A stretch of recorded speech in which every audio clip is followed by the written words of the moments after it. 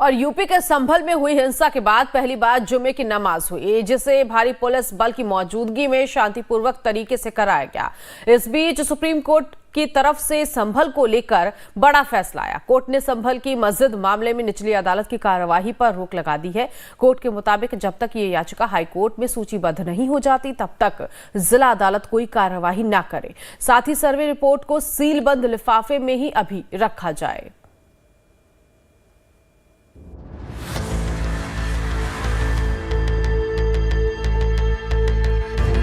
UP के संभल की ये दो तस्वीरें। पहली तस्वीर 24 नवंबर की है, जिस दिन हिंसा भड़की थी, और दूसरी तस्वीर 29 नवंबर यानी शुक्रवार की है, जब इलाके में शांति बनी हुई है। दोनों तस्वीरों में सिर्फ दिन का फर्क है, बाकी जगह एक ही है। इलाके के लोगों ने शुक्रवार को जुमे की नमाज अदा की।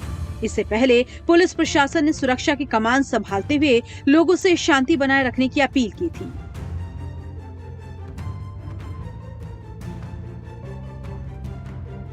उधर संभल का मामला देश की सर्वोच्च अदालत में भी पहुंचा था।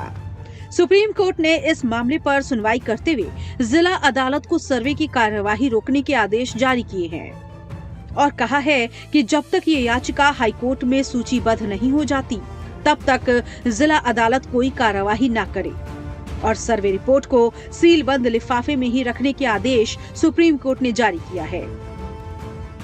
आप इस ऑर्डर को हाई कोर्ट में चैलेंज कर सकते हैं और हाई कोर्ट में जाने का उनको एक लिबर्टी दी है। साथ ही साथ ऑनरेबल सुप्रीम कोर्ट ने यह भी कहा है कि 3 दिन के अंदर अगर आप हाई कोर्ट में याचिका दायर करते हैं तो मामला हाई कोर्ट के सामने लिस्ट किया जाए और हाई कोर्ट के फर्दर डायरेक्शंस तक के लिए वेट किया जाए और तब तक के लिए ट्रायल कोर्ट की प्रोसीडिंग रुकी रहेगी जब तक हाई कोर्ट अपना निर्देश नहीं दे देता है।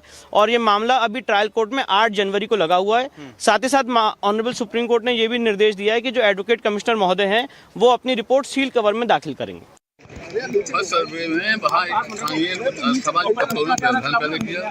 सेकेंड सर्वे हमारा जैसा कि 24 तारीख हुआ था, वहाँ काफ़ी हिंसा हुई थी, जन सामान्य असमान हो गया, इसलिए सुचारू रूप से जन सामान्य नहीं होने के कारण आगे कुछ समय की।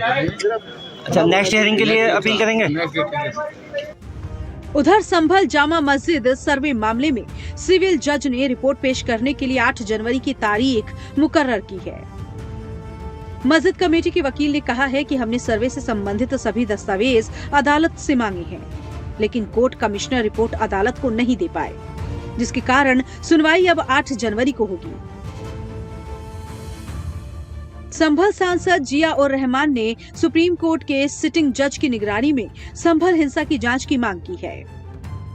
जो हम मांग कर रहे थे, हम इस चीज़ की मांग कर रहे थे कि सुप्रीम कोर्ट के सिटिंग जज की जुडिशियल इंक्वायरी होनी चाहिए, तभी वहाँ पे सच्चाई सामने आएगी कि किस प्रकार वहाँ पुलिस प्रशासन के लोग जिम्मेदार हैं और किस प्रकार उन लोगों ने हत्या की है और उनको सज़ा मिलनी चाहिए। सिटिंग जज की इंक्वायरी होगी तो ज़रूर सच और सामने आएगा। सुप्रीम कोर्ट में सुनवाई से पहले इस मामले में यूपी सरकार ने न्यायिक आयोग का गठन कर दिया है। हाई कोर्ट के रिटायर्ड जज जस्टिस DK अरोड़ा इस जांच आयोग के अध्यक्ष बनाए गए हैं। ये आयोग हिंसा के कारणों और संबंधित पहलुओं की गहनता से जांच करेगा और रिपोर्ट शासन को भेजेगा।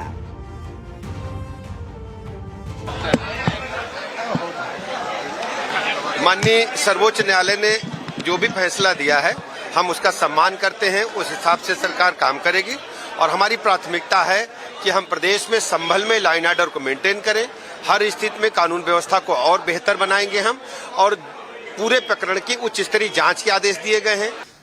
संभल में न्यायालय पे हुआ है अटैक और मुझे पूरा विश्वास है कि न्यायालय इसका संज्ञान लेगा। जब न्यायालय पे ही अटैक होगा, न्यायालय के भेजे लोगों पे हमला हो जाएगा तो बाकी लोगों पे क्या होगा। इसलिए मैं तो चाहता हूं कि इसकी सुप्रीम कोर्ट अच्छी सुनवाई करे और एक-एक जो साजिश करता है संभल के उनको सजा मिले। लेकिन सरकार के एक्शन के बाद भी विपक्ष ने इस मामले में सियासत शुरू कर दी है। ने जो किया है योगी आदित्यनाथ को इसको भुगतना भी पड़ेगा। इस चक्कर में ना रहें कि आज वो मुख्यमंत्री हैं तो कल नहीं रहेंगे तो इससे बच जाएंगे। इन मामलात की सारी जो जड़ें हैं और जितनी भी शाखाएं हैं वो सिर्फ योगी आदित्यनाथ से जुड़ती हैं। माननीय सुप्रीम कोर्ट ने जो कहा है, निश्चित तौर पे मुझे तो ऐसा लगता है कि पूरे देश में और जो 1991 का धार्मिक मामलों का कि किसी स्थान के वर्शिप प्लेस के लिए किसी तरीके का कोई इस तरह की बात नहीं आएगी।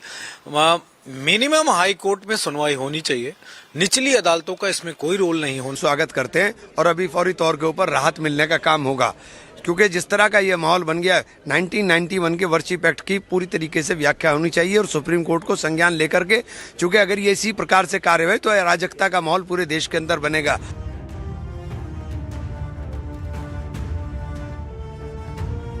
लेकिन सवाल ये है कि कब तक यहाँ शांति रहेगी या फिर दोबारा सर्वे के आदेश पर इन लोगों का गुस्सा भड़क उठेगा।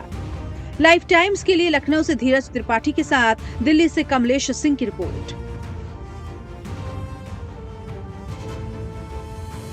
आगे बढ़ेंगे तमिलनाडु के मदुरै में केंद्र